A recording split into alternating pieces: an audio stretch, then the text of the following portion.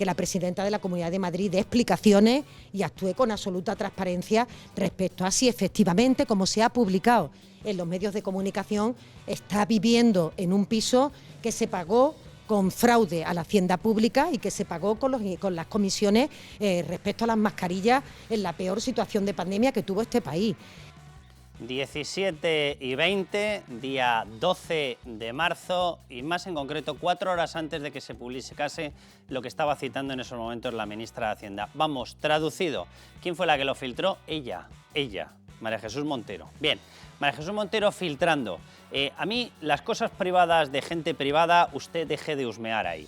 Que hay una persona que está peleando por intentar demostrar que Hacienda es un rodillo. Mire, Hacienda es un rodillo. Lo ha sido toda la santísima vida y desde la llegada de otro socialista, compañero suyo, que se debió equivocar de partido, se llamaba Cristóbal y se apellidaba Montoro, pues muchísimo más.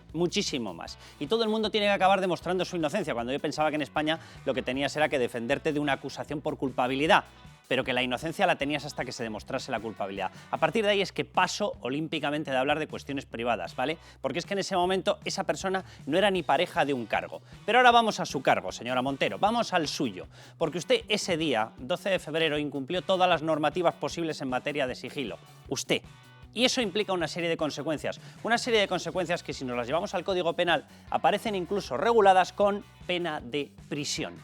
Así que a la pregunta de este bloque que lanzábamos, ¿podría acabar María Jesús Montero en prisión? Pues en aplicación del Código Penal la respuesta es muy rotunda y es un sí. Y vamos a repasarlo. El artículo 95, esto no es Código Penal, esto es Ley General Tributaria. ¿Qué es lo que obliga? Atención, los datos, informes, antecedentes obtenidos por la Administración Tributaria, estos, los que se están utilizando como arma arrojadiza contra Ayuso, a través de, que esto es maravilloso, en la época del feminismo ultra, resulta que alguien se ha inventado los no delitos de transmisión sexual. Es una cosa maravillosa. No te acerques, no te arrimes, no le des un beso, ya no voy más allá, por Dios, con alguien al que no le hayas pedido una declaración de la renta. Es que es maravillosa la época del feminismo más cínico que he visto en toda mi vida. Bien, todos esos datos, el que acceda a ellos en el desempeño de sus funciones, ella es, María Jesús Montero, la responsable máxima de la agencia tributaria, solo podrá utilizarlo para la efectiva aplicación de los tributos o recursos cuya gestión tenga encomendada, no para convertirlos en arma arrojadiza política, señora mía. Tiene una obligación de sigilo. Sigilo es callarse, sigilo es silencio y sigilo evidentemente no es filtrar y anticipar lo que 4 horas después va a publicar un periódico que a usted le hace mucha gracia. Bien, pero vámonos al Código Penal. Artículo 417 del Código Penal, porque la Ley General Tributaria ya dice que, cuidado con esto, la agencia tributaria tiene la obligación de realizar una investigación para ver de dónde han salido los datos y por qué han sido filtrados. Y fruto de esa investigación tiene la obligación de referir, en caso de que vea materia penal, al Código Penal. Pues vámonos al Código Penal, artículo 417. Atención, la autoridad o funcionario público, María Jesús Montero, que revelar secretos o informaciones ni siquiera tiene por qué ser secreto, basta con que sea una información. Lo hizo. De los que tenga conocimiento por razón de su oficio, es la jefa de la agencia tributaria. Y que no deban ser divulgados, hay confidencialidad. Vamos con pleno al 15. Bien, incurrirá en la pena de multa de 12 a 18 meses de inhabilitación, usted de momento fuera, inhabilitación especial para empleo o cargo público. Pero atención, si de la revelación a que se refiere el párrafo anterior resultara grave daño para la causa, para tercero, lo están buscando, atención, la pena será de prisión de 1 a 3 años e inhabilitación especial para empleo o cargo público por tiempo de 3 a 5 años. Mire, señora María Jesús Montero, a riesgo de que me empapele a paralelas y a inspecciones, mire, que es que ya me da lo mismo. Vamos a ver, yo sigo pensando que en España existen las leyes. Yo sigo pensando que España tiene que ser un país en el que se apliquen las leyes. Yo sigo pensando, a diferencia de ustedes en el Partido Socialista, que en España si hay un código penal que ustedes se lo perdonan a sus amigos y los que les garantizan el poder, yo no creo en eso. Yo creo en esto. Yo creo en las leyes, que son la máxima expresión de la democracia y de la soberanía nacional, votada en un legislativo y plasmada a través de las leyes. Pues en aplicación de esas leyes, usted, señora mía, tiene ahí una testifical como la copa de un pino grabada ante todas las cámaras que le apunta directamente a haber utilizado secretos o informaciones intentando provocar daño a un tercero y obtenidas con razón de su oficio o cargo. Así que leyendo el Código Penal, la pena será de prisión de 1 a 3 años. Espero, señores de la Fiscalía, ya sé que yo aquí cada fin de semana les pongo a ustedes los deberes, a ver si se animan. Aquí pone esto, ¿verdad? No he leído mal, ¿verdad? ¿Ustedes tienen el Código Penal? ¿Por qué no lo aplican?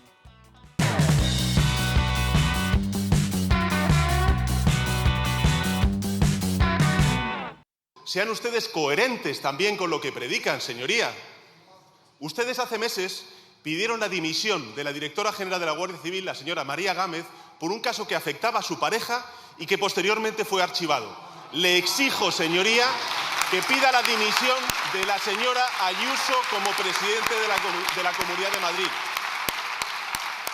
Que tenga coraje, que sea valiente, que exija la dimisión de la señora Ayuso como presidenta de la Comunidad de Madrid, aunque eso le cueste el puesto como al señor Casado. No, si al que le tendría que costar el puesto es a usted, señor Pedro Sánchez, que en la ley de conflicto de intereses dice que tendría que ser apartado inmediatamente de su cargo por no haberse apartado de decisiones en las cuales tenía intereses su mujer. Es usted el que se tendría que marchar, pero claro, como para marcharse, ¿verdad? Bueno, Sandra León, bienvenida. ¿Qué tal? ¿Cómo estamos? Raúl Vilas, ¿cómo estás? Hola, Carlos, ¿qué tal? Vamos a ver, a mí esta historia de lo del paralelismo entre el tema de no Ayuso, porque es el que no era pareja cuando no tenía nada que ver con él, de una cosa que es una discusión fiscal y que se lo imputan a Ayuso por una curiosa, en esta época de feminismo radical, por una curiosa teoría penal que por lo visto son los delitos de transmisión sexual. Se acaba de inventar una cosa muy maravillosa y muy feminista, este PSOE tan feminista. Bien, e intentar hacer una equiparación con lo que está pasando con Begoña. Luego vamos a hablar con un jurista sobre el tema de Begoña, que no tiene absolutamente nada que ver. De hecho, no es el tema de Begoña, es el tema de Pedro Sánchez. La cuestión no es lo que haga Begoña, que a mí me parece una auténtica aberración, pero lo que está recogido legalmente y lleva aparejado, repito, una expulsión del cargo, es que su marido, por ser presidente del gobierno, no podía participar en todos los procesos decisorios en los cuales sí participó, y lo pone expresamente en la norma. Pero por ir primero al tema de Ayuso, Raúl, vamos a ver, que si ella da explicaciones, que si no da explicaciones, que si no sé qué, pero es que no llego a saber muy bien por dónde está cogido el tema, cuando uno es una discusión totalmente normal con el fisco, como las que tiene cualquier persona que tiene una determinada renta, una empresa, etcétera, a los cuales acosa sistemáticamente Hacienda, que ha considerado a todos los contribuyentes como culpables por el hecho de nacer y tener un euro en el bolsillo, y a partir de ahí le piden algo y se lo pide el propio presidente del gobierno cuando no ha dado ni media explicación, por ejemplo, de los 39 viajes a República Dominicana. Cuando tiene una pata entera de la investigación del sumario de los Koldos, es decir, de ellos, del PSOE, tiene una rama entera explicando cómo se sacaba dinero justo a República Dominicana. Sí, pero bueno, aunque sea un tópico, lo de una imagen vale más que 1000 palabras. La imagen de Sánchez el miércoles en la sesión de control era muy elocuente.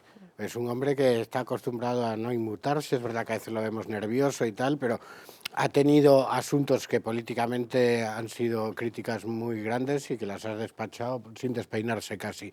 Y sin embargo, incluso su posición física era diferente a la habitual, más encorvado, el ojo yo creo que le temblaba, estaba completamente fuera de sí. Y que lo primero que utilice sea el asunto de Ayuso, que como tú comentas no tiene nada que ver, porque podríamos profundizar en el asunto de Hacienda, pero bueno, tener discrepancias con Hacienda no te convierte en un delincuente, eso por supuesto, pero es que además en el paralelismo no se puede hacer porque aunque hubiese defraudado a Hacienda, no lo ha hecho beneficiándose de su cercanía a un político, en este caso Ayuso. Totalmente, y la que no hay por dónde cuestión de pillarlo. Begoña Gómez es esa. Pero el hecho de que recurra tan rápido a eso demuestra que han fabricado de manera burda y cutre un caso, el caso de la pareja Ayuso, para intentar contrarrestar lo de Begoña Gómez. Yo creo que es la prueba evidente de que, la primera vez que Sánchez ha tenido la oportunidad de hablar en la sesión de control, lo primero que ha dicho es lo de Ayuso.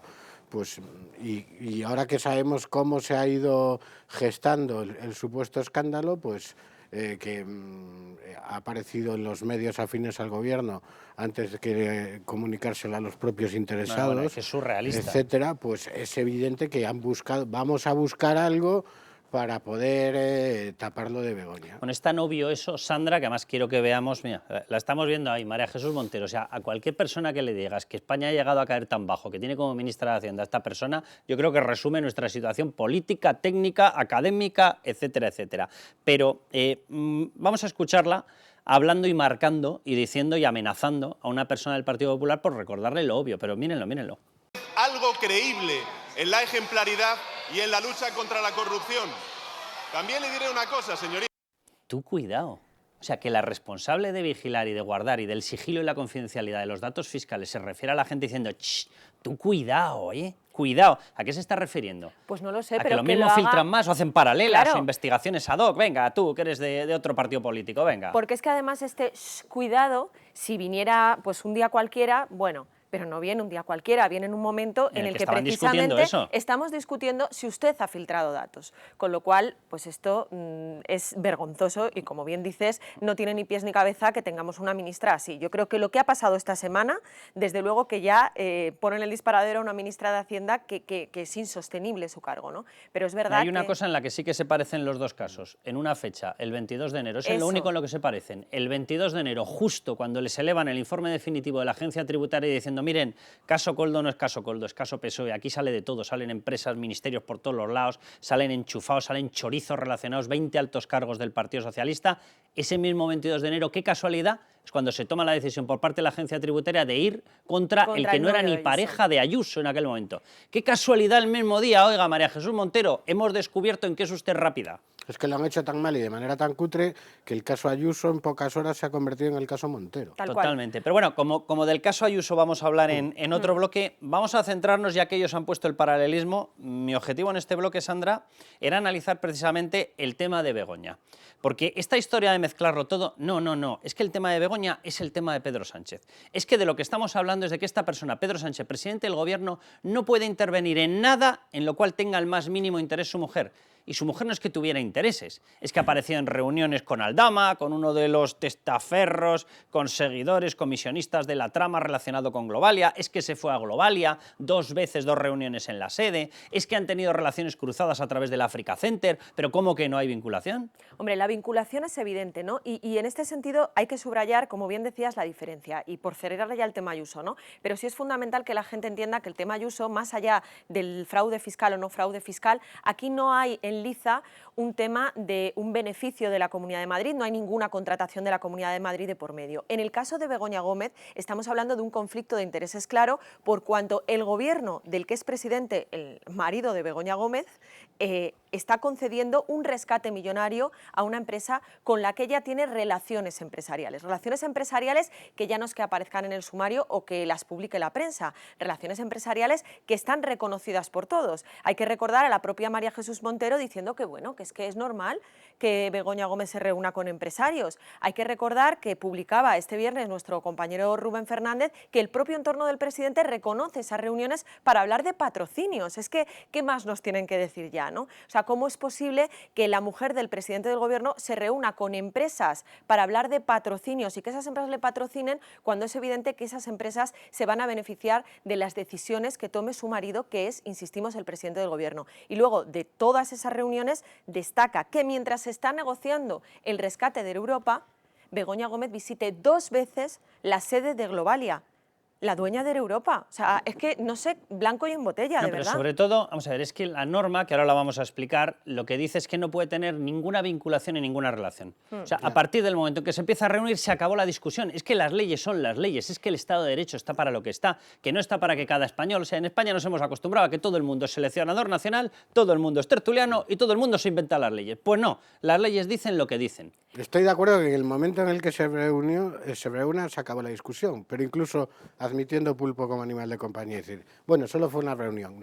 Es que es un patrocinio, es una relación comercial. Exacto.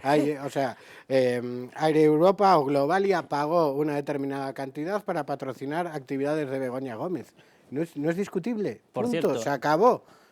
Pedro Sánchez se tendría que haber ausentado del Consejo de Ministros.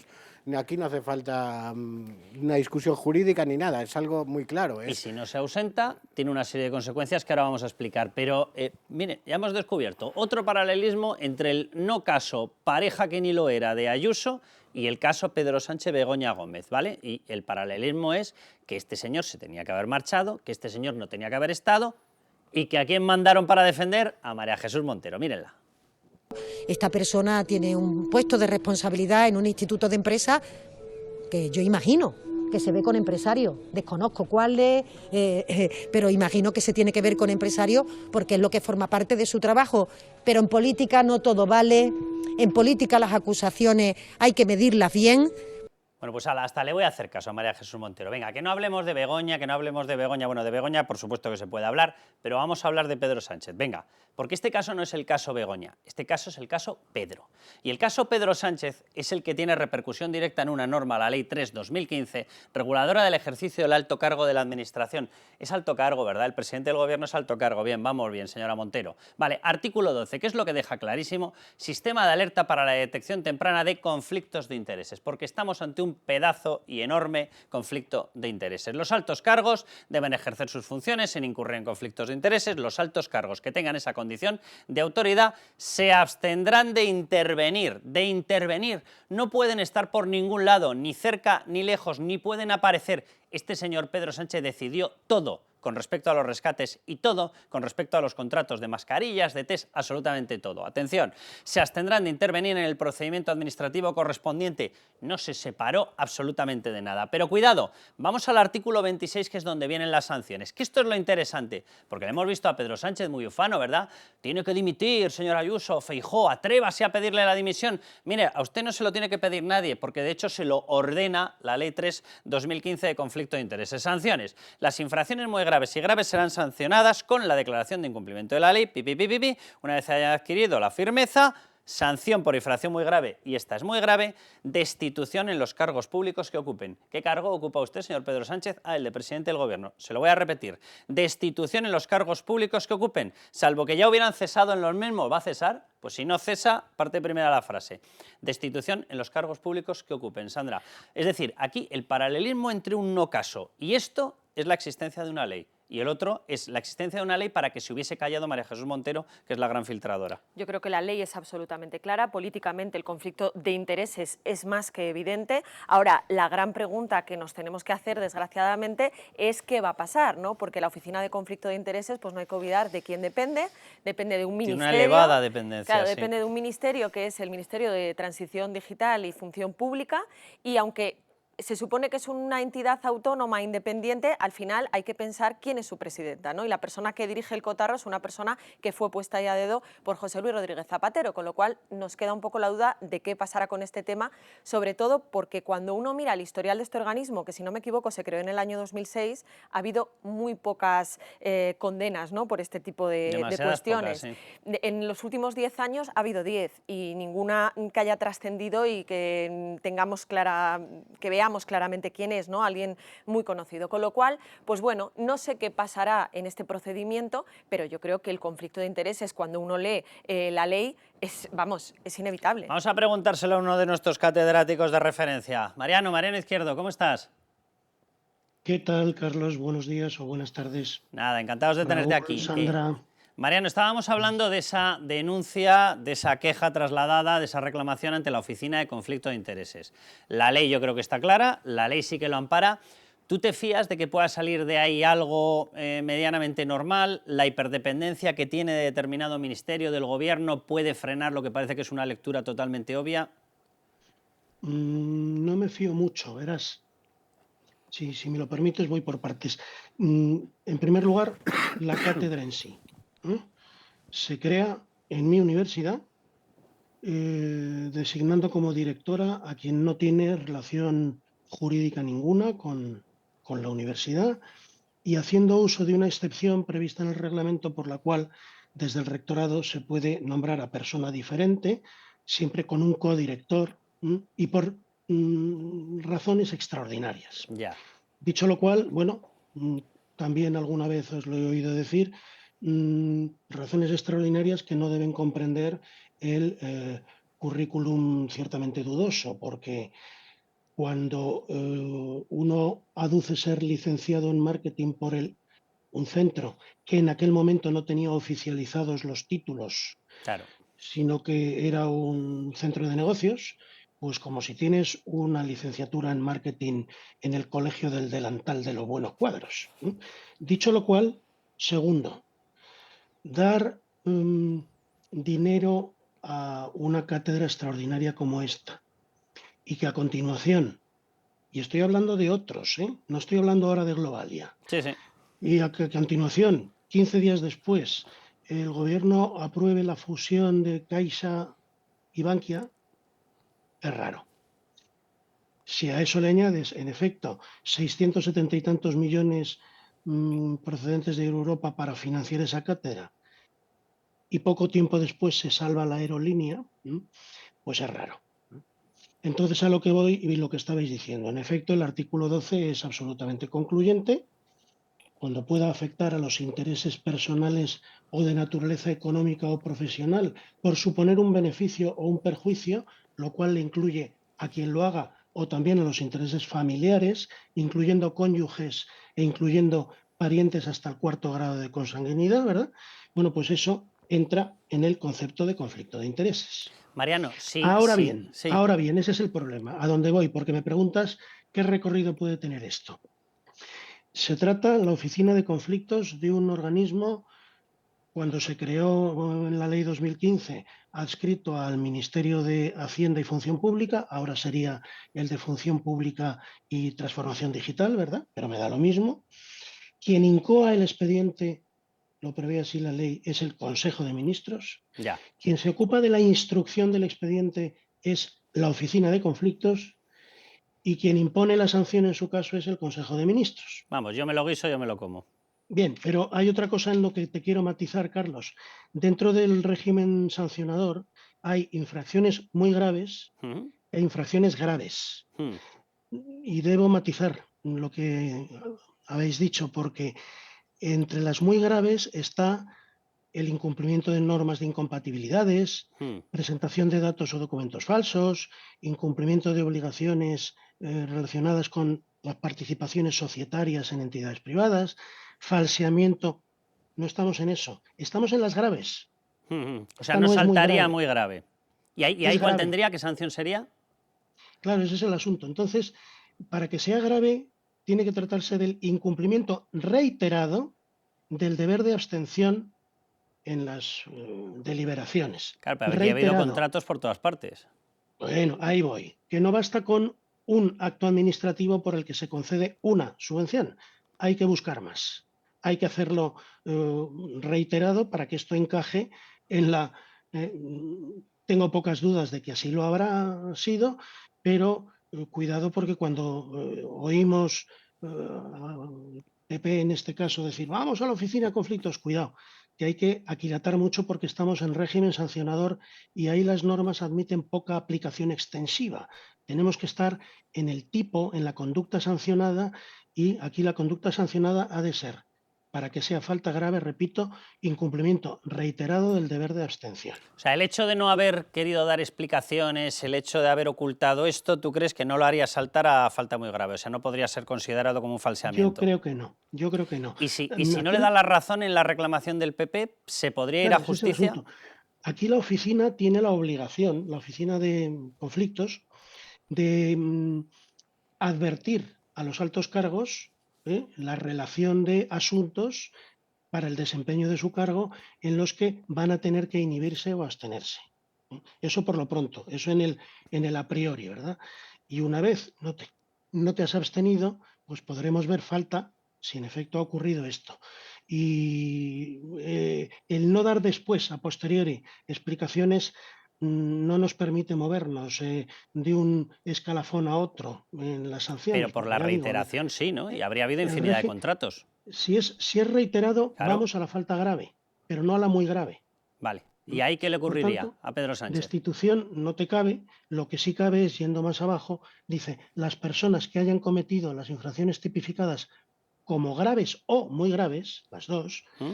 en esta ley no podrán ser nombradas para ocupar un alto cargo durante un periodo de entre 5 y 10. Es decir, está pensando en cuando un cargo cesa y le decimos, no puede usted volver a ser alto cargo en este periodo de 5 a 10. Ya. No estamos hablando del durante. Ya, La destitución está solo claro, está prevista claro. Está claro. para la muy grave. Está Y claro. a mí el hecho, repito, de que la oficina pues dependa de quien depende, me hace,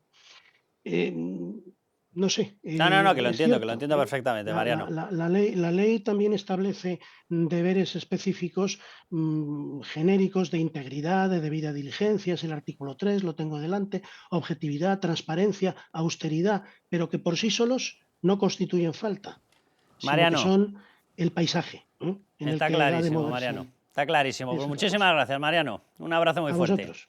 Hasta pronto. ¿Cómo lo ves, Raúl? ¿Crees que puede prosperar o estás más en el No, pesimismo de Mariano? Estoy más con el pesimismo por lo que acaba de decir, porque presumir que la oficina esta sea independiente Ya, ese es me el parece problema, que es muy aventurado. ¿Y cuál es el problema? Que claro, en un Estado de Derecho quien vela por el cumplimiento de la legalidad es la Fiscalía, pero tenemos el mismo problema, que la Fiscalía también sabemos de quién depende, porque quiero decir, si la oficina del conflicto de intereses no hiciese su trabajo o se lavase las manos, entiendo que sí que puede recurrir a la justicia para exigir que se cumpla una ley, pero sin el respaldo de la Fiscalía parece francamente complicado. A ver, yo sí que es verdad, porque, vamos a ver, al final todos tienen que presentar una declaración de intereses y una declaración de ingresos y una declaración de relaciones. Y evidentemente, vamos a ver, a mí sí que me parece que habría habido un falseamiento, porque el primero que tendría que haber advertido de las relaciones de su mujer es un señor llamado Pedro Sánchez. Si no lo has hecho, yo sinceramente creo que sí que puede pasar. El deterioro en el que estamos inmersos en España, exacto, de todas las instituciones y el todo problema es este. lo que hemos visto... El problema es este, o sea, el problema no es lo que, el problema no es lo que dice la ley, el problema es cómo te lo interpreta un organismo que de quién depende la Fiscalía, de quién depende el Consejo de Ministros, de quién depende... Pero lo triste es que hayamos llegado hasta aquí, porque si os Eso es lo dais cuenta, al lamentable. final, a lo largo de esta legislatura, bueno, me refiero a esta legislatura en sentido amplio, ¿no? Desde que Pedro Sánchez llegó al gobierno, es que prácticamente no ha habido semana que no estemos hablando de la politización Totalmente, de que ese todas es el las problema. instituciones, ¿no? Y eso es lo grave y lo que da buena muestra de la mala salud de nuestra democracia. Y yo creo que esto deberíamos hacérnoslo mirar como país, que tengamos que estar dudando permanentemente de todas las instituciones, de todos los organismos, es muy grave. ¿Has dicho dudando de las instituciones? Sí. Pues vámonos al bloque de Ayuso. O sea, aquí no es que haya que dudar de las instituciones. Aquí es que una pedazo de institución que nos tiene a todos controlados, el grandísimo hermano fiscal, de pronto selecciona y dice, mira, tus datos los voy a elevar, los voy a meter como denuncia fiscal, se lo voy a trasladar, vamos a ir por lo penal y encima lo voy a utilizar contra aquella que no era ni tu pareja en aquel momento porque a mí me da la gana. Vámonos a ese bloque.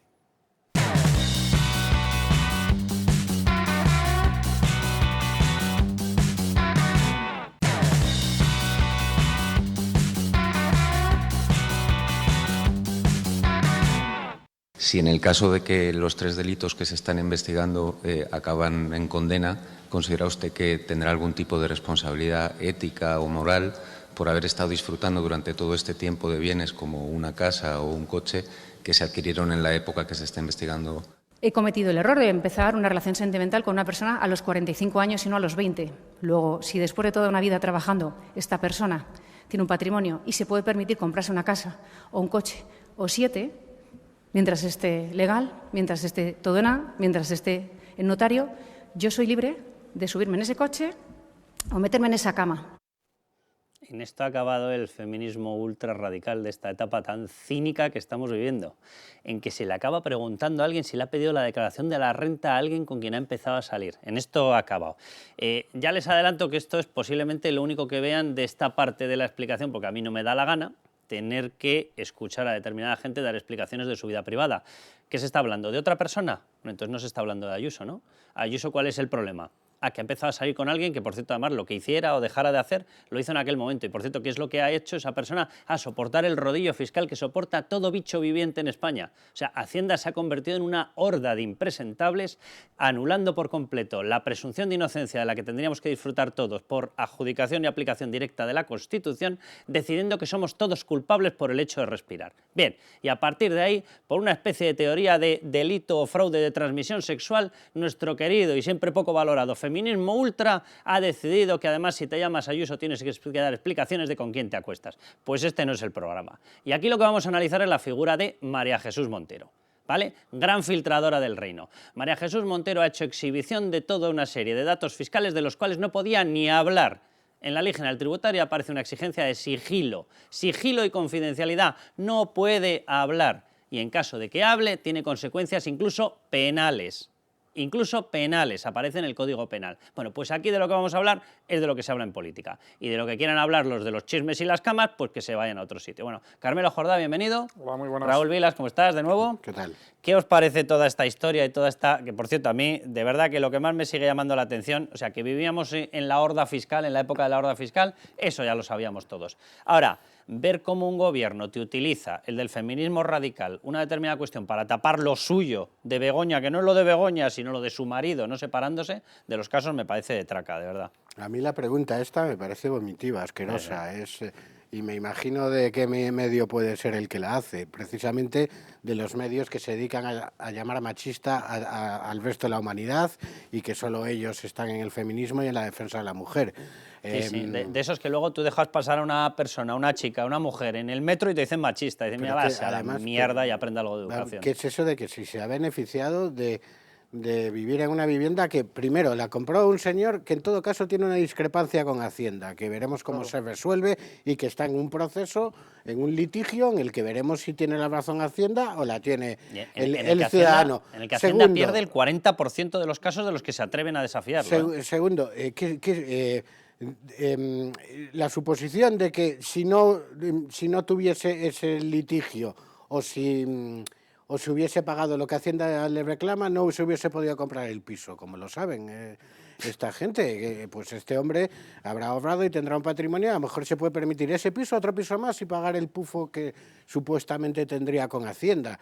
Y encima perseguir a una política, a una presidenta de una comunidad por vivir sin ningún coste a los ciudadanos, porque me viene a la cabeza la comparación con muchas otras autonomías más pequeñas en población y en PIB que Madrid, cuyos presidentes viven en palacios ostentosísimos que sí que se suponen un coste al erario público. Todo esto, pues lo comentábamos anteriormente, lo que revela es que se ha buscado de la manera más rápida un montaje de lo más burdo, cutre, para intentar tapar el asunto de Begoña Gómez. O sea, cuanto más avanzan tanto el gobierno como los ministros, como sobre todo el equipo de opinión sincronizada de todos estos medios, más claro queda que no hay nada más allá de intentar tapar el escándalo, que es un escándalo de Begoña Gómez. Aquí se nos juntan dos cosas. Una que es la Inquisición fiscal, es decir, que parece que si en algún momento has dejado de pagarle 10 euros a Hacienda, iba a decir parece, no, es mucho peor que en algún momento hayas estado, por ejemplo, pegando tiros en la nuca o secuestrando a gente. Déjame que haga una aclaración simplemente sí, a día de hoy es peor. De cuál es el fondo de esta historia. El fondo de esta historia es la discusión sobre dos facturas en concreto que suman 1,7 millones. Que uno dice que son correctas y ha entregado todo tipo de justificantes y Hacienda dice, no me lo creo. Ya está. Vamos a ver, en la Constitución pone que tenemos todos presunción de inocencia. Por lo tanto, ustedes, señores de Hacienda, o demuestran que son falsas o qué demonios es esto de yo no me lo creo. O sea, es que me da lo mismo si son o no son, que ustedes no pueden invertir ni la carga de la prueba, ni invertir la Constitución, ni invertir la presunción de inocencia. Ustedes demuestran que es falsa, pues demuéstrenlo, pero ¿qué es esto de no me lo creo? Demuéstrame que es buena, pero ¿cómo que no me lo creo? Demuéstrame que es buena. Demuéstrame tú que tienes un mínimo de comportamiento profesional. Entonces se nos junta ese comportamiento habitual con Hacienda, habitual de Hacienda, que es impropio de cualquier Estado de Derecho y que no solo afecta a este caso, sino que afecta a muchos casos, se junta con esa cohorte de medios, de prensa, de gente que está dispuesto a masacrar a cualquier persona por haber dejado, pues eso, de pagar 10 euros hace 20 años, pero que en cambio al tío que hace 20 años ponía bombas debajo de los coches, pues ese, hombre, no, hay que reintegrarlo porque la sociedad lo exige. O al golpista, pues hay que amnistiarlo porque es la reconciliación nacional, que es algo que a mí me parece acojonante. Y en este caso concreto ya no es solo el abuso de las leyes habitual de Hacienda, es decir, ya no es solo la situación de absoluta indefensión en la que todos estamos con esos vampiros fiscales que nos masacran y retuercen las leyes. Es que han ido más allá de las leyes. O sea, las leyes prácticamente les permiten hacer cualquier cosa, pero han ido más allá de las... No se lo permiten, lo que pasa es que ellos hacen unas interpretaciones de las leyes esotéricas, o sea, de dictadores para arriba. Y luego hay un tema, es decir, hay una ministra, que es la del ramo, que iba por ahí dando datos antes de que fuesen públicos y sobre la que recaen todas las sospechas de que ha filtrado eso, que es un delito, además un delito que me parece de una gravedad extrema, porque no es que filtres algo, sino que además lo filtras para tu interés político, es decir, hay pocas cosas más sucias. Si eso no es corrupción al por mayor, pues que venga Dios y lo vea. Y por supuesto ella no ha dicho yo lo he hecho, pero oye, a estas horas hay en Hacienda una investigación de quién ha filtrado eso. Porque que se ha filtrado, se ha filtrado. No, que se ha filtrado es tan obvio como que en estos momentos no debería conocer nadie esta historia. Entonces, nadie. Si se conoce, alguien lo ha hecho y debería de estar ese organismo investigando quién lo ha hecho. No hay ningún sumario abierto, ergo si no hay ningún sumario abierto y esto es una causa que la han elevado a Fiscalía y Fiscalía lo va a llevar por lo penal, como es obvio, porque es Fiscalía, no deberíamos conocer nadie nada. Pero bueno. Y como bien dice Carmelo, lo más insoportable es la moralina con la que lo acompañan. Yo prefiero 1000 veces desde el punto de vista ético y moral convivir con una persona que ha defraudado a Hacienda que perdonar delitos a delincuentes para seguir en el gobierno o pactar con unos tíos que pegaban tiros en la nuca. Y sin embargo, el equipo de Opinión Sincronizada está constantemente justificando que terroristas y la peor gentuza que ha matado gente sean aliados políticos perfectamente presentables y atacan a una mujer por convivir con un señor que tiene un pleito con Hacienda. Es que Totalmente. Bueno, vamos al eje de la cuestión, porque Ayuso en esa intervención sí apuntaba a la historia y es la historia real. Vamos a ver cómo va indicando qué es lo que ha pasado aquí. Primer fragmento, escúchenlo. Para mí lo más sospechoso, lo más turbio, desde luego, es ver a todos los poderes del Estado filtrando datos de un particular por todas las redacciones para intentar destruir a un político. Y por una cosa, ¿sí? Por tener una relación sentimental. Vale. ¿Y cómo apunta directamente a esas filtraciones de la agencia tributaria? Escúchenla. Todo huele a turbio. Y turbio por cómo se inició la inspección, turbio por cómo se ha desarrollado, por las filtraciones, por el hecho de que todos salieran en tromba los medios cercanos al Gobierno a la misma hora, con los mismos argumentos, de manera orquestada, y también por cómo la ministra de Hacienda ya soltaba por los pasillos, y allá donde tenía ocasión, intereses, ya soltaba esos datos personales de este particular que ni siquiera el propio afectado conocía. Bien, pues aquí tenían la acusación, bien sencilla, ¿verdad? Y bien fácil de comprobar. Nadie debería conocer en estos momentos todos esos datos y los conoce toda España. Por tanto, es evidente que ha habido una filtración. Bien, vamos a mostrarles pruebas de esa filtración, pero antes quiero que vean la explicación de María Jesús Montero, ese portento que nos ha tocado como responsable máxima fiscal en España. Escúchenla. Según ella, no se ha filtrado nada. Y si no se ha filtrado nada, ¿cómo estamos hablando todos de esto? El novio de Ayuso sí está comprendido como una falta a la protección de datos. ¿El qué? Están diciendo los medios, la información sobre el novio de Ayuso, que está faltando la protección de datos con lo que dijo.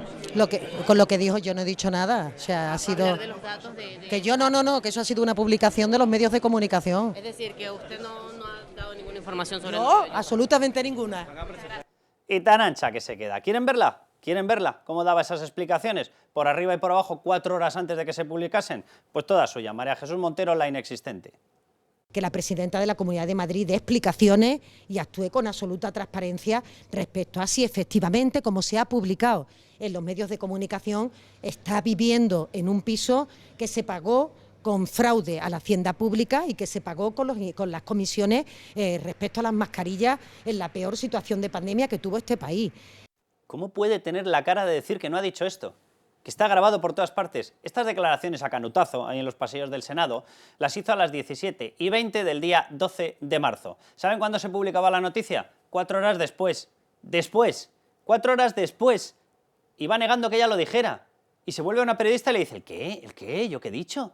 Yo no he dicho nada. ¿Pero cómo que no ha dicho nada? ¿Y saben por qué lo está negando? Porque la Ley General Tributaria recoge este artículo, artículo 95, y esta persona lo ha pisoteado y ha escupido en él y en todas las leyes. Artículo 95, los datos, informes, antecedentes obtenidos por la Administración Tributaria en el desempeño de sus funciones, la inspección, tienen carácter reservado. En otros los artículos habla directamente de confidencialidad y sigilo. No se puede hablar de ellos, no se pueden ni rozar y solo podrán ser utilizados para la efectiva aplicación de los tributos o recursos y para cesión. ¿En qué casos? En los de colaboración con la justicia. No se puede largar públicamente nada de todo esto y anticipó 4 horas antes que si el piso, que si las comisiones, que si el fraude, que si las mascarillas, dio todos los datos. Pero es que incluso nos vamos antes, previamente. Oiga, ¿de dónde salió? Si la denuncia la recibieron las partes 5 o 6 horas después de que se publicara la noticia, ¿de dónde salió? ¿O salió de la Fiscalía? ¿Y de quién es la Fiscalía? ¿De quién depende? ¿De quién depende? Del Gobierno.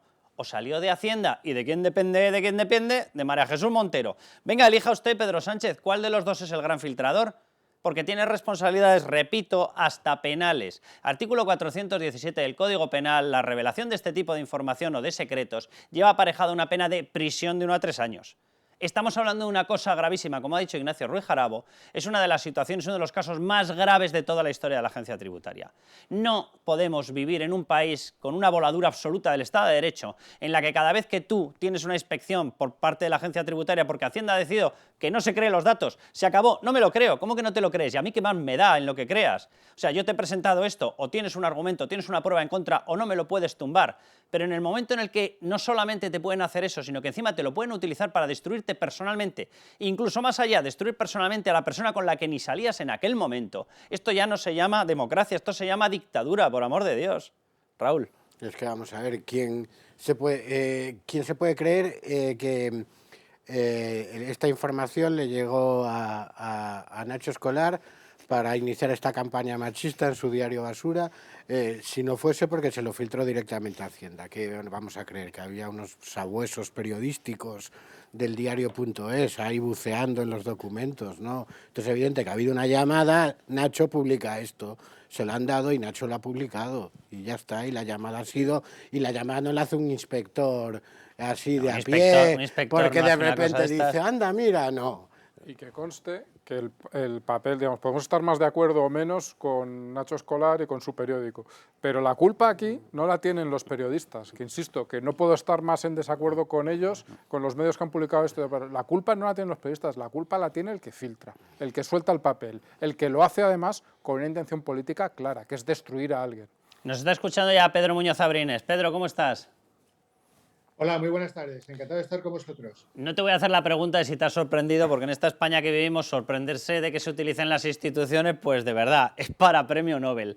Pero de lo que estás viendo, ¿qué es lo que más te llama la atención? Uno, que se ha publicado antes de que incluso a la parte le llegue la denuncia. Dos, que el mismo 22 de enero sea el día en el que coinciden dos cosas. Uno, que la agencia tributaria entrega un informe demoledor sobre la trama Koldo, y lo conoce evidentemente María Jesús Montero, y ese mismo día sea cuando se da orden a la agencia tributaria de traspasar este caso para que lo lleve la Fiscalía como una causa penal. Tres, que apunten a Ayuso, cosa que evidentemente de sorpresiva no tiene nada. ¿Qué es lo que más te llama la atención? Pues mira, lamentablemente ninguna de las cosas, porque esperábamos que este tipo de cosas pudiesen suceder. Desde el momento en el que salió y estalló el escándalo de la trama de corrupción socialista en relación con la compra de mascarillas, como consecuencia de la denuncia, por cierto, que hicimos desde la Asamblea de Madrid a la Fiscalía Anticorrupción, sabíamos que esto iba a estallar en cualquier momento, es decir, que el Partido Socialista iba a buscar debajo de las piedras y que iba a utilizar cualquier instrumento del Estado a su servicio, pues para intentar desviar la atención, ¿no? Se trataba de embarrar todo el camino y desviar la atención respecto a sus enormes responsabilidades. Por lo tanto, que haya salido algo o que estén intentando hacer daño a personas del Partido Popular, y en este caso Isabel Díaz Ayuso, no nos ha sorprendido en absoluto. Hay que recordar además que ya lo intentaron hacer, desgraciadamente, con su padre, también con su hermano, ¿no? Fue un fracaso para ellos, pero como no escarmientan, pues intentan hacerlo una tercera vez. Pero fíjate, a mí lo que más me ha sorprendido, aparte del descaro de la ministra de Hacienda negando lo que es evidente porque está grabado, es que les da lo mismo, Pedro, o sea, les da lo mismo, o sea, lo grabas, claro, les pillas, pones la hora y dicen, no, que yo no soy esa.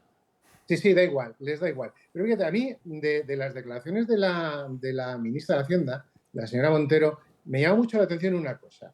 Dice, en una sola frase ha puesto de manifiesto tres cosas que debería explicar. Primero, ha dado por hecho que había fraude, con lo cual, que una ministra de Hacienda sepa que un ciudadano concreto, ajeno a la política, un ciudadano particular, ha cometido un fraude, ya revela... ¿No será Pedro que tiene tomada ya la decisión de ordenar que se diga que hay fraude? Digo, no sé. Claro, es decir, pero ella ya sabía, por lo tanto, que el tema iba a salir, pero ya sabe la situación fiscal de un ciudadano anónimo, lo cual demuestra, tan lista que es, que desde luego se ha metido en algún berenjena. En segundo lugar, da por hecho que el origen del dinero con el cual se ha comprado no sé quién un piso es ilícito, ¿no? Lo cual demuestra que también ha investigado dónde vive. Y en tercer lugar, dice que es donde vive Ayuso. ¿Quién conocía el nombre del novio de Isabel Díaz Ayuso? Yo conozco a la presidenta desde hace mucho tiempo y yo la única información que tenía de él y lo máximo que sabía es que se llamaba Alberto. ¿Cómo un inspector de Hacienda o un miembro de la Fiscalía conoce que esa persona es quién es y qué relación tiene con quién? Lo cual demuestra que han buscado expresamente generar un escándalo buscando a personas cercanas a quien fuese del Partido Popular y a partir de ahí montar todo este entramado. Es decir, yo no sé lo que hay o deja de haber en respecto a la situación tributaria de la pareja, pero es que me da igual, porque no estamos en un régimen feudal en el que los parientes son responsables de lo que hace su padre, su madre, su hijo y tal, o como hacía la Unión Soviética en algunos gulags, en el que a las mujeres de determinados represaliados se los llevaban al gulag correspondiente y así le pasó a miles y miles y miles de mujeres, ¿no?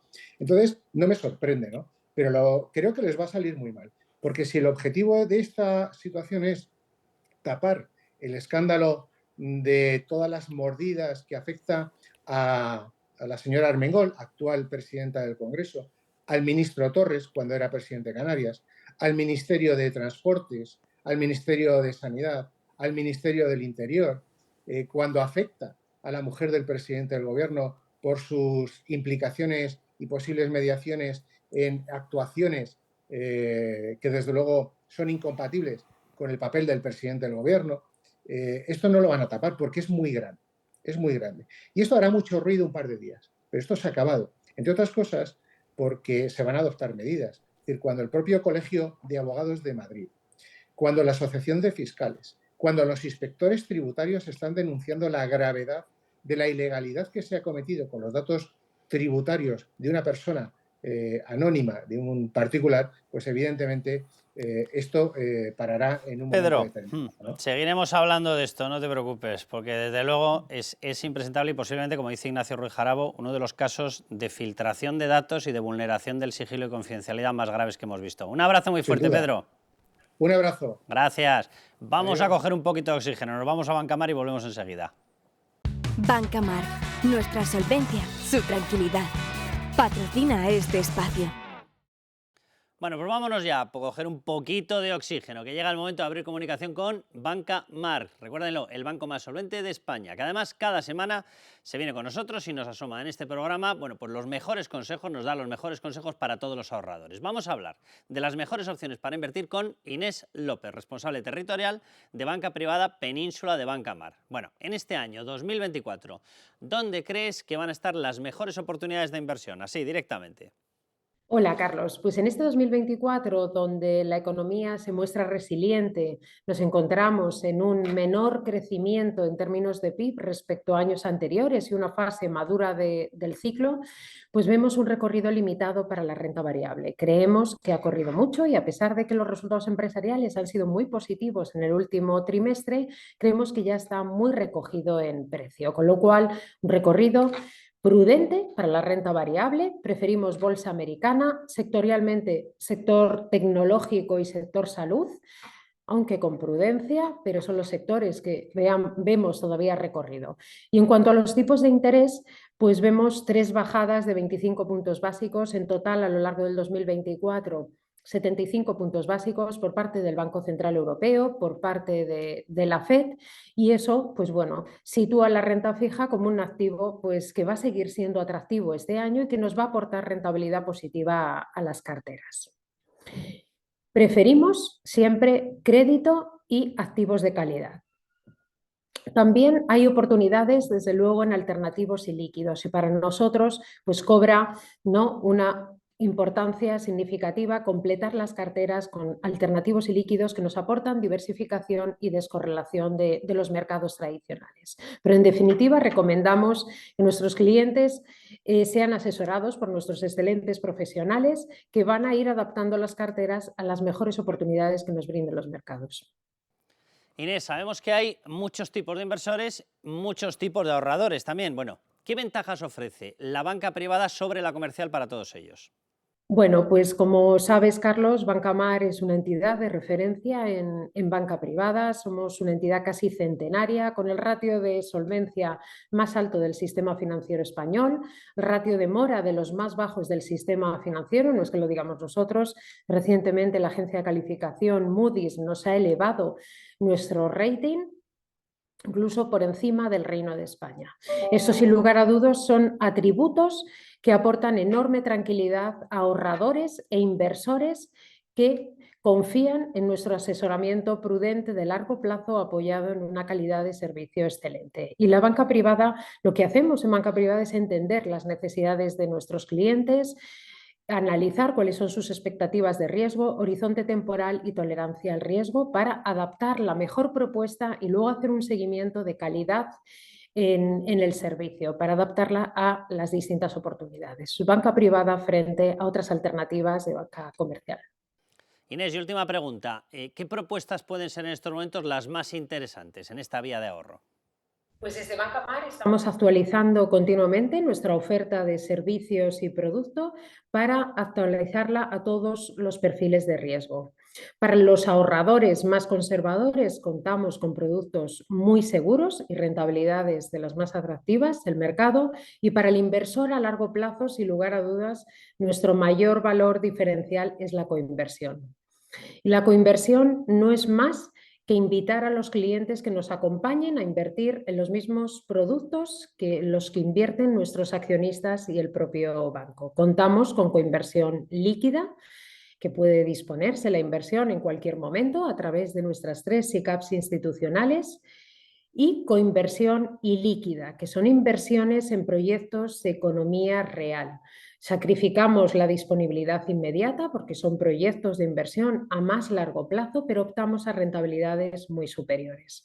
Y para Banca Mar no es una moda invertir en coinversión ilíquida, proyectos alternativos de economía real. Llevamos más de 15 años lanzando inversiones en economía real por más de 3.200 millones, de los cuales hemos desinvertido más de 1.500 millones con un periodo medio de 7 años y en los que hemos duplicado la inversión.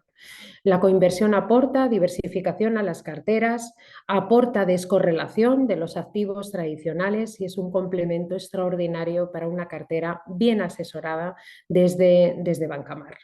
Y además, pues las inversiones mínimas son muy asumibles para un cliente perfil tipo de banca privada.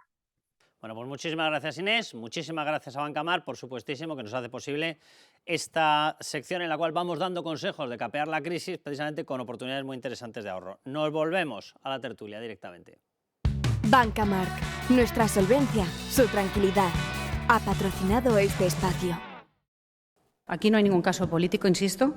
Hay un caso turbio de todos los poderes del Estado contra un ciudadano anónimo, un particular. Se habla de un incremento patrimonial. Creo que hay que preguntar precisamente en la Moncloa. Animo a La Sexta a que pregunte en la Moncloa, porque su mayor incremento patrimonial ha sido con el principal proveedor del Gobierno de Sánchez. A lo mejor algún detallín que no le han contado a la prensa, ¿verdad? Que no han contado absolutamente nada, pero sobre todo aquí la historia es esa, o sea, pero en qué estado estamos viviendo en el cual cualquier particular, por acercarse, por compartir lo que sea con un cargo público, si no es los de la cuerda, automáticamente pasas a estar en la diana. Raúl. Sí, lo que comentaba Pedro Muñoz Abrines es que no solo acceden a sus datos fiscales, sino que saben que ese supuesto dinero defraudado es el que utilizó para comprar ese piso, con lo cual también conocen todo su patrimonio, lo saben todo de él. Y hacen uso. Y bueno, por no repetirnos, aparte de tapar el caso Begoña Gómez, y eligen a Ayuso por la inquina que le tiene la izquierda, porque consideran que es, sobre todo para su público, una pieza buena, pero buscaban otra cosa, y ahí no lo han conseguido, que era la división en el PP. Y creo que eso me parece que es muy importante. Es importantísimo, ¿eh? Y hay que reseñarlo cómo ha reaccionado el PP de Génova, que todos siempre tenemos algo de miedo con las reacciones del PP de Génova, que ha habido un cambio y ha cerrado filas con Ayuso y en eso tampoco les ha salido. Enseguida el caso Ayuso es el caso Montero y no hay caso PP, ni división en el PP, ni nada. Ponme el broche, Carmelo. Hablar de que efectivamente estos comportamientos pues son cuando el poder y con las armas del poder y saltándose su propia ley va contra ciudadanos anónimos, pues eso no es una democracia, estamos ya en otra cosa y eso es con lo que tenemos que lidiar a partir de ahora. Y lo que es peor, que es que en lo que quede, que yo creo que ya estamos hacia una agonía de este, llamémosle, régimen, esto va a ir a más y va a ser peor y no creo que sea... Bueno, quizá como esto les está saliendo bastante mal, tengan más cuidado a partir de ahora, pero lo que nos podemos temer es que esto vaya más y que a partir de ahora, pues eso, siga la persecución a los ciudadanos saltándose la ley y machacando a las instituciones. Bueno, nos vamos a ir al siguiente bloque, ya saben, en YouTube, cuando vean ahí, canal, Libertad Digital, etcétera, ahí le dan a suscribirse, así les enviamos todos los vídeos y no tienen que andar pendientes. Pero nos vamos a ir al otro bloque porque ¿qué podía fallar, verdad, con un gobierno así? Amnistía aprobada, Puigdemont que viene, elecciones, lo vamos a tener dando vueltas por aquí, qué maravilla. Decía Pedro Sánchez, decía, yo lo voy a traer detenido, que lo voy a traer detenido, lo va a traer con un cargo, con sueldo, con coche oficial, qué maravilla.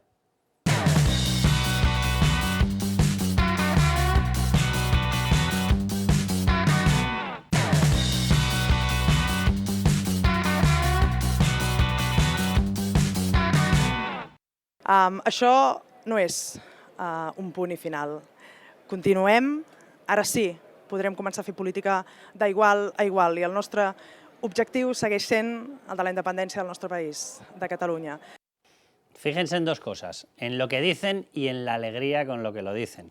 Porque evidentemente no podrían tener más alegría que con Pedro Sánchez en el gobierno, porque están consiguiendo todo, absolutamente todo. Por cierto, datos nuevos. Según el abogado de Carles Puigdemont, está dispuesto a venir y ser candidato.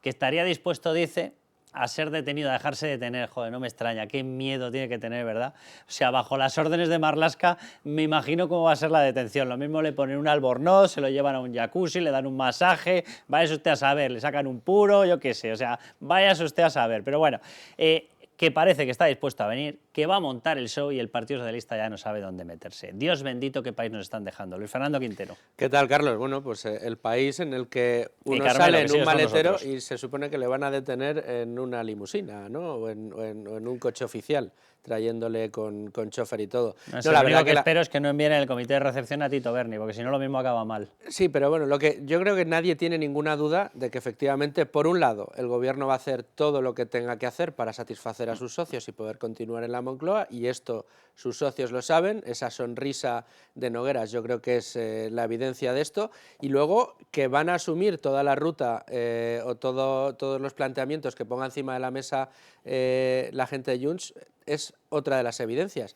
Pero son evidencias que llevamos remarcando desde hace ya años.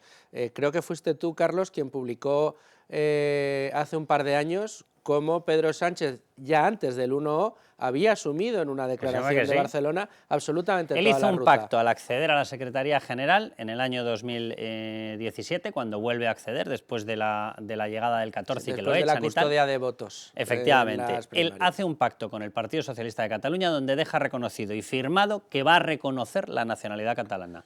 Es decir, para llegar a la Secretaría General, él tuvo que asumir la condición de que nos iba a meter en semejante follón como el que estamos viendo. Bueno, pues ese follón no se termina con la ley de amnistía, sino como ella dice, no es un punto final, es un comienzo. A partir de ahora, todo lo demás es el referéndum y finalmente la independencia. Es más, porque no quieren avanzar por esa vía, pero si la amnistía es tal, esa declaración que ya se hizo tendría validez, ¿no? Totalmente. Bueno, vamos a ver la reacción de Pachi López. Sí, no se me rían, pero es que hay que ponerlo. Es el portavoz, Pachi López. Pues ahora, como decía, con la ley de amnistía cerramos ese ciclo de decisiones políticas con las que buscamos acabar con el tiempo del enfrentamiento y abrir el tiempo de la reconciliación y del reencuentro. Ese es el objetivo. ¿Y quién se cachondea? El separatismo. Escuchen. Esta amnistía... Miren, esta amnistía era una condición de posibilidad, pero no suficiente. Seguiremos en el camino de la liberación nacional. Lo haremos por los conductos democráticos, pacíficos, cívicos y dialogados, porque es nuestro paso político, es nuestra huella, nuestro ADN político. Y lo vamos a hacer a pesar de toda la oposición que pueda haber por parte de este Estado. Perquè no hi va haver delicte. I l'amnistia repara que no hi va haver delicte. No hi va haver cap d'estat. No hi ha hagut malversacions i, per descomptat, no hi ha hagut aquesta bogeria de terrorisme. No n'hi ha hagut. I aquest és el reconeixement de que no n'hi ha hagut. Fa molt de temps que ho dèiem. Carmelo, evidentemente todo lo que dice es mentira, claro que ha habido todo eso, pero evidentemente en estos momentos, fruto de un pacto para mantener a Pedro Sánchez en el gobierno, han conseguido que el primo de Zumosol diga que no había nada de todo esto. O sea, por desgracia, lo que está diciendo tiene una puntita de razón. Y es que gracias a Pedro Sánchez, lo que es obvio, lo que es absolutamente evidente, ha saltado por los aires. Digamos que en este momento legalmente tiene toda la... Bueno, en este momento, cuando se apruebe definitivamente la ley, legalmente tiene razón porque negará que todo eso ha ocurrido. Que todo lo que es real ha existido. Exacto, cuando no es que haya existido, sino que es que encima todos lo vimos en la tele. Es decir, que es una cosa increíble, es negar un delito que todos hemos visto, que yo creo que eso no sé si ha pasado nunca. Me ha llamado la atención en la primera parte de la intervención, como dice, métodos democráticos, pacíficos, pero no incluye, no ha dicho la palabra legales. Esa palabra ya se la ha saltado, pero bueno, y mira que era fácil decirlo, porque si no era legal en ese momento, Pedro Sánchez se lo puede hacer legal después. A ver, aquí tenemos, o sea, es que la mentira que intenta colarnos el PSOE es tan patética que la verdad es que por una parte te da risa y por la otra ya casi te da pena Patxi López ahí hablando. Cuando se hicieron los indultos iban a servir para normalizar la situación, acabar con el conflicto, arreglarlo todo. Y mientras se hacían los indultos, los indultados decían lo volveremos a hacer. Ahora, una vez se ha pasado aquello, la amnistía iba a servir para arreglarlo todo, que vuelva a la política normal, que se acabe el conflicto, y mientras estás amnistiando, los propios amnistiados te dicen, oye, no, que vamos a ir a por la independencia y que esto es solo el punto de partida.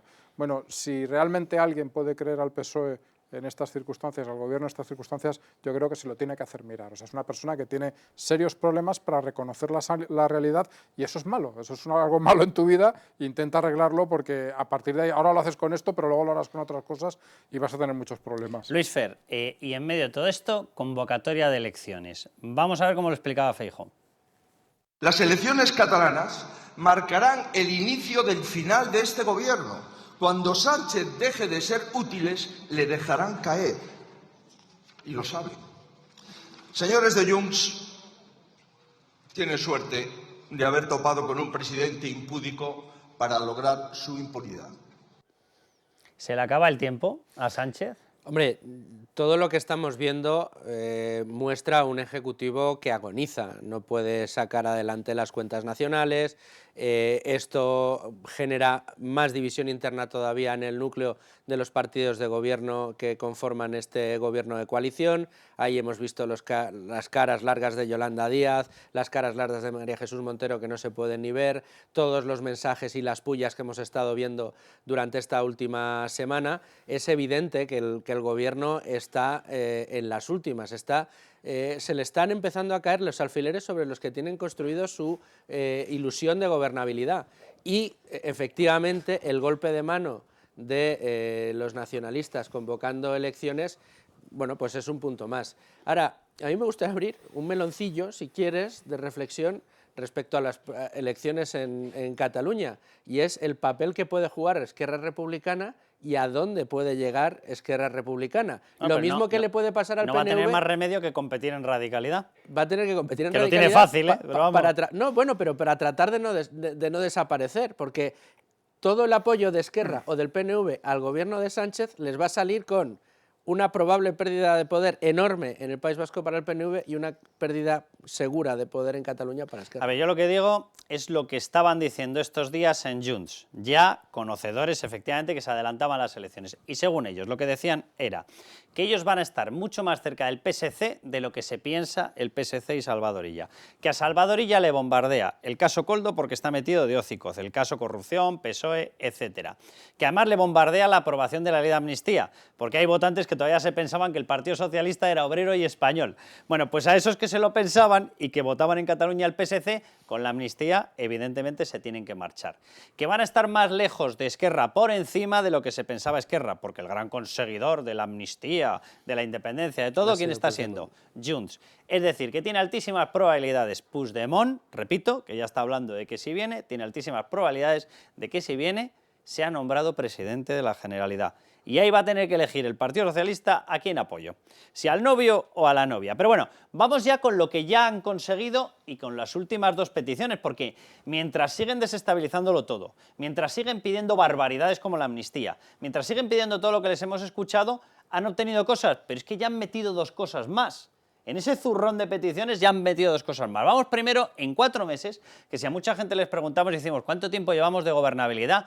Y la gente dirá 2 años, 3 años, no, esto es un suplicio, pero llevamos 4 meses de birria. Vale, pues en 4 meses ya han conseguido amnistía por sedición, amnistía por malversación, por robar, amnistía por terrorismo, por cierto, por sedición, por golpismo, amnistía por terrorismo, se han inventado un terrorismo light, que dicen que no afecta gravemente a los derechos humanos, tócate las narices, amnistía por alta traición, por espionaje con los rusos, o sea, han conseguido meterlo, eso es lo que va en el texto, han conseguido comisiones parlamentarias contra los jueces, pasar a los jueces enganchados de las orejas por comisiones parlamentarias para pseudojuzgarlos por un legislativo que no tiene capacidad. Bien, han conseguido el reconocimiento del lawfare en documentos, por escrito, en declaraciones del presidente del gobierno. Lo han conseguido hasta en el extranjero, diciendo que en España se producen casos de lawfare, que hay persecución por motivos políticos. ¿De la gente quién? Del separatismo. Toma ya. Han conseguido un cercanías que tiene una valoración de 13.000 millones. Todo esto lo han conseguido ya. ¿Y qué es lo nuevo que han pedido? Mientras siguen haciendo saltar por los aires España y hasta el propio gobierno. Han pedido una cosa que se han inventado que se llama soberanía fiscal. Se lo traduzco, es muy fácil de entender. Yo hago lo que quiero con el dinero que te robo a ti. Soberanía fiscal, porque esto es previo a la independencia. Repito, soberanía fiscal es yo sigo metido para que tú, en un sistema de financiación, para que tú me pagues el dinero de las pensiones, porque las mías son deficitarias, pero una vez que cojo el dinero yo a ti no te doy nada y me lo quedo todo yo. Bien, soberanía fiscal, vale. Y el referéndum separatista, evidentemente que se lo han pedido ya. Fíjense, cuidado, unas declaraciones de Míriam Nogueras de esta semana. ¿Saben lo que dijo en sede parlamentaria? Dijo, en el acuerdo de noviembre del 23, pactamos el referéndum separatista. Piénsenlo, ¿de noviembre? Ese no es el que se ha hecho público. No. Lo que dijo Míriam Nogueras es que hay un acuerdo firme, cerrado, oculto y secreto con el Partido Socialista, donde se reconoció ya el referéndum separatista. Y como decía Luis Fernando Quintero y recordaba, ¿quién fue aquella persona que firmó en el 17 un documento para poder llegar a la Secretaría General y lo firmó con el PSC? Se llamaba Pedro Sánchez. ¿Saben lo que recogía aquel documento? Que lo primero que haría sería el reconocimiento de la nacionalidad catalana. Pedro Sánchez firmó ese documento. En estas estamos, Carmelo. Lo que decías antes del análisis que hace Junts del panorama electoral, a mí me parece que es bastante ajustado a lo que puede ser. Es totalmente creíble. Y entonces hay que preguntarse a partir de ahí dos cosas. Una vez Junts ha alcanzado el poder, ¿qué es lo que va a seguir haciendo? Es decir, ¿cuál va a seguir siendo su apuesta? ¿Arriesgarse a un nuevo proceso o quedarse tan ricamente en la Generalidad? Pues oye, viviendo como pachás, que es lo que van a hacer y con todo el poder, y qué es lo que va a hacer Esquerra, que le vaya como le vaya en Cataluña, seguirá teniendo 7 diputados en el Congreso de España. Es decir, ahí nos encontramos en una situación que yo desde luego creo que es muy complicada para Pedro Sánchez. Y luego hay una cosa más, todo eso que ya se les ha dado en 4 meses, es alucinante, vamos. Pero al mismo tiempo que se les da genera una situación de debilidad. Todo esto está generando debilidad en el gobierno y todo lo que está pasando, más allá, digamos, la corrupción, está generando mucha más debilidad de su gobierno.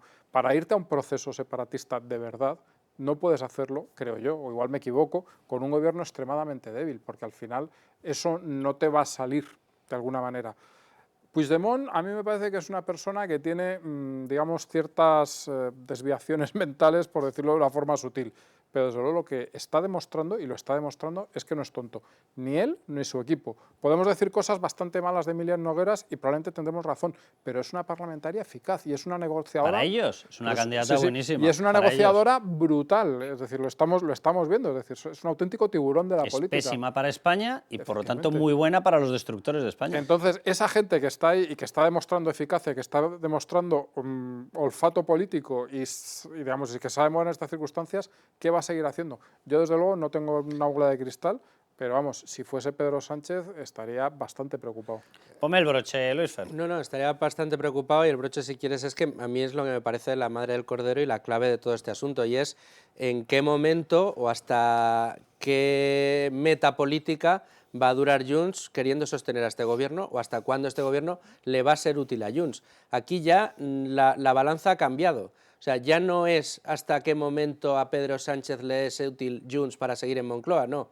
Ahora el caso es hasta qué momento a Junts le interesa seguir manteniendo a Sánchez en la Moncloa para conseguir sus objetivos. Una vez consiga los objetivos máximos, dejará caer a Sánchez. ¿Y hasta qué momento Esquerra quiere que Junts se lleve todo el mérito Esa es de otra. todo lo que va a pasar? O le da el referéndum separatista o lo deja caer ya, con lo cual tenemos o susto o muerte, pero en cualquier momento, evidentemente, y si lo consigue, lo mandará, fuera, para tu casa. Bueno, hemos llegado al final, ustedes ya saben, sigan aquí dándole a suscribir al canal de Libertad Digital, se van enterando de todo, no se fíen de esos medios que preguntan por las camas de Isabel Díaz Ayuso, no, aquí hablamos de cosas serias. Y ya saben, a levantar España.